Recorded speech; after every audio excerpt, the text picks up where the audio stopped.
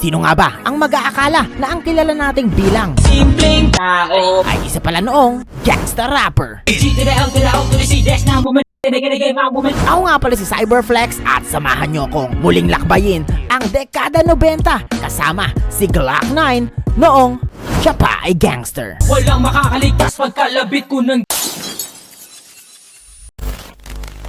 Dekada 80, isang bata ang nagngangalang Aristotel Polisco. Batang taga Rizal, Aristotel Polisco. At dahil hindi pa uso noon ang rap, Kasi nung araw, doon sa amin ay di pa masyado. Maraming rapper ang mapapakinggan mo sa radyo. ang kanyang nakahiligan ay ang walang humpay na pagsali sa mga singing contest. Kasi nung una gusto kong maging singer eh. Kahit na palagi naman daw siyang talo. Madami man ng talo at talo sa mukha ko. Ngunit sa pagpasok ng 90s, unti-unti nang nagbago ang lahat nang mapakinggan niya sina Dr. Dre. Nagsimula ako kay Dre, At kung usapang lokal naman, syempre nariyan din ang dalawang hari. Andrew E, Kiko Magalona. Pag hold sa nights ay napapraning. Meron akong na di ba ding ang dating. Kaya naman sa pagtungtong niya ng edad na 12, ay nakaugulian niya ng paghalu-haluin ang mga rap verses na naririnig niya sabay perform na anime concert niya sa loob ng eskwelahan na later on ay nag-evolve na rin sa pagsusulat niya ng mga original na mga liriko. Simula ang lahat ng aking hawakan ng lapis at papel. Ako si Aristotel. At mga pormahang hip-hop na DIY. Eh wala naman akong pambili ng baggy pants noon eh. May maluwag na pantalon. Hiram ko sa aking ina. Pero halata mong pambabae yun dahil yung bulsa, 14 puso. Disqualified but not defeated.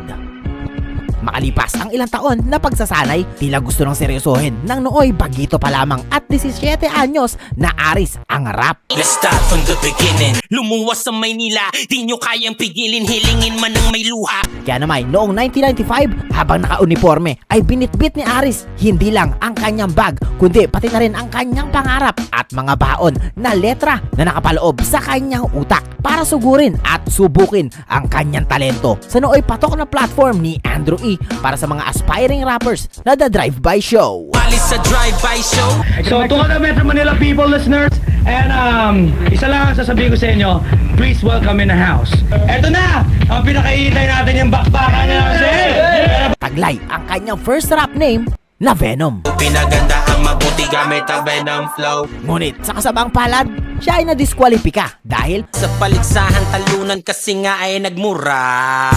He's a dead Nasabi ko ganun, disqualified ako. Rules and regulations, walang mura, walang bad words, walang everything. You have the same effect like that, I'm gonna cut you on air right there and there. pero dahil hindi maitatanggi na balagbag talaga ang performance ni Aris that time, Sumabay ka sa aking mga salita hindi bumabara. ay nakitaan siya ng potensyal ng isa sa mga pinakabalagbag din that time, Ay lumapit sa akin na miyembro ng DTG. also known as the Godfather of Pinoy Gangsta Rap. Isang sikat na rapper, ang pangalan na ay T-Word. Alas 12 ng gabi, magtago na kayo. Sumali. Ito yung kakaiba. Pero di ba siya ganun mag-rap? Alam, Francis M pa lang. Welcome to DTG. After makausap ni Aris si Beware sa telepono at makapagpalagayan ng loob, Putang hari ito. Pumunta at ang hari tapat nasa bahay ko na. Binangon ng Las Piñas, binangon ng Las Oo. Piñas. Pag wala pang pera yun, naglalakad lang. Kumbaga may siyang portion na lalakarin niya. Darating sa akin yan, either gutom na o pagod na.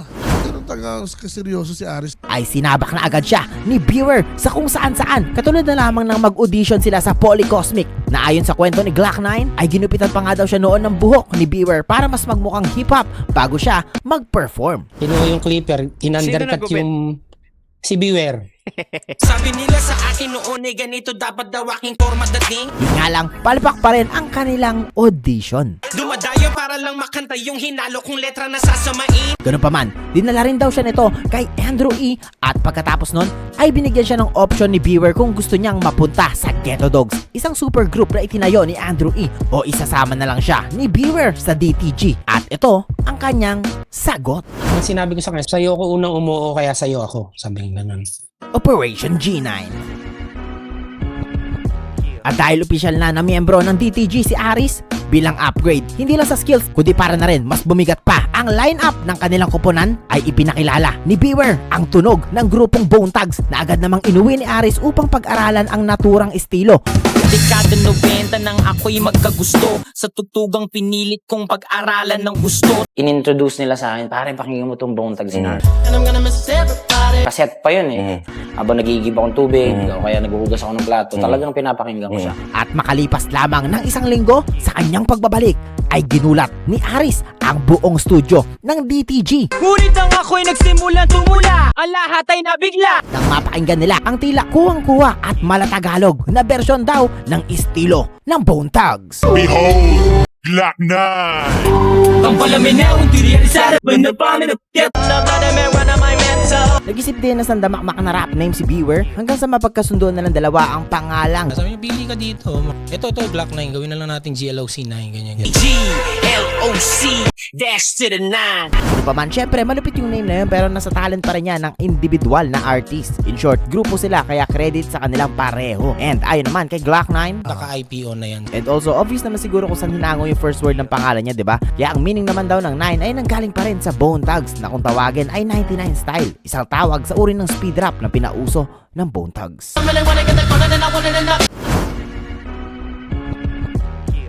Also, kasagsagan din ito ng success ng DTG nang makailang ulit silang mag-platinum sa ikalawa nilang album na Wanted noong 1996. Kalakip din ito ang notorious na collab nila kay Butch Maniwata sa kantang Pinamagatang.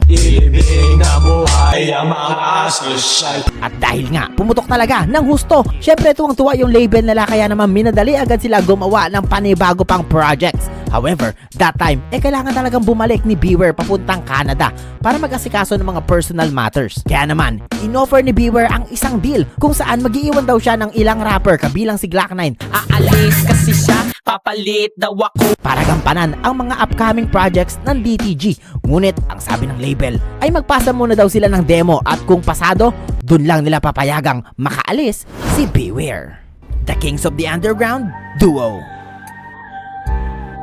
1997, habang nanganganib ang pag-alis ni Beware, ay nakaisip siya ng eksperimento at yan ay nang ipares niya si Glock 9 sa isa pang miyembro ng DTG na si Hijack. Manood ka sa akin pre, papaluin ko ng bakal. At ang di alam ng karamihan, habang niluluto ni Glock 9 at Hijack ang demo tape bilang susi sa pag-alis ni Beware, ay mabubuo din pala ang chemistry at formula bilang isa sa mga pinakamalupit na gangsta rap duo ng Pinas na animoy pinagsama mo sina Busy Bone at Tupac.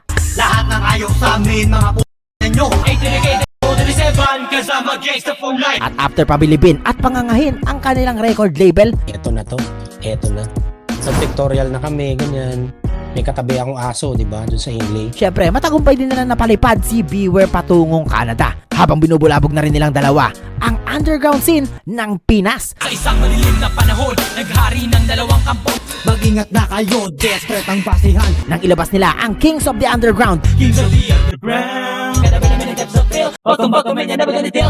na kumubra lang naman ng 4 na ulit na Platinum Award. Partida, wala itong mainstream promotion. 1997, nung lumabag ang lagapak ni Glock. Grabe, kita mo naman yung datingan. Para mga ngatay talaga habang nakamaskara. Tapos yung lyrics, Hawak-hawak ko ang aking bakal, huwag kang tumitik. mapapabalikwas ka talaga kung si Glock 9 ba talaga to? Pagkat babanata kita ng walang awa. Lalo na sa mga katulad ko na namulat lang sa simpleng tao era. Also ayon kay Hijack, bukod sa plano ng DTG na pagsuotin si G9 ng Jason Mask at Ski Mask, Subukan natin bumalik. kinalaunan ay nag-design din daw ng original niyang mask si Glock 9 na animoy black leather na takip sa mukha habang nakalabas ang buhok. Yung buhok ko kasi hindi naman bagsak eh. Tumatayo sa mukha akong pinya. Ayos lang kahit nagrarapak ko na nakamaskara. However, hindi pa dito nagtatapos ang panggugulpi nila sa rap game dahil hanggang 1999 ay literal na nagdomina pa sila nang ilabas nila ang Domination 1 and 2 at The Revelation. Ang pintuan na yung harapan. Ngayon nabubuwang. Vendetta, kami ang dalawang nagbabagang sandata. Hindi kayo makakaiwas. GLOC days na with the mahin I take mine. May mga title ng mga album ko. Parang gustong magunaw yung mundo, di ba? The end of an era. Ngunit dahil sa kasamaang palad, 1999, mahabang kwento na hindi ko na ikukwento, nawala na ako sa group. Matapos natanggalin na pag-isip-isip ko rin, siguro may mas maayos pa ako na pwedeng gawin. katulad din ni Glock 9 ay magmo-move forward na rin tayo sa story. Yan lamang ang unang pahina sa makapal na libro. Dahil after ng kanyang gangster rap era sa DTG ay tinahak niya naman ang kanyang sariling landas bilang solo artist. Sabi sa papel, Aristotle, ang pangalan ko ay kay madidiscount. Ngunit tulad ng dati, hindi pa rin ito magiging madali.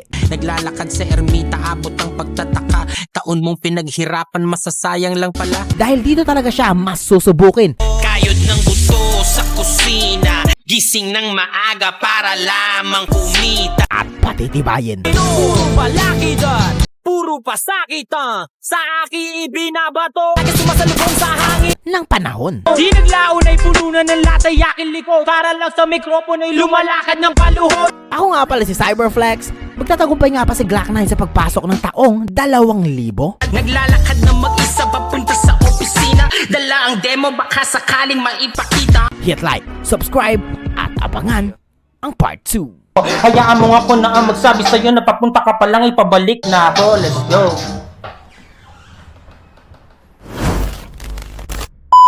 Ops! Sandali lang! Nga pala, pwede kayong magpapromote ng kanta sa akin. If meron kayong original composed song, message nyo lang ang Facebook page ng Cyberflex at mapeflex na natin ang kanta mo sa halagang 200 pesos via GCash.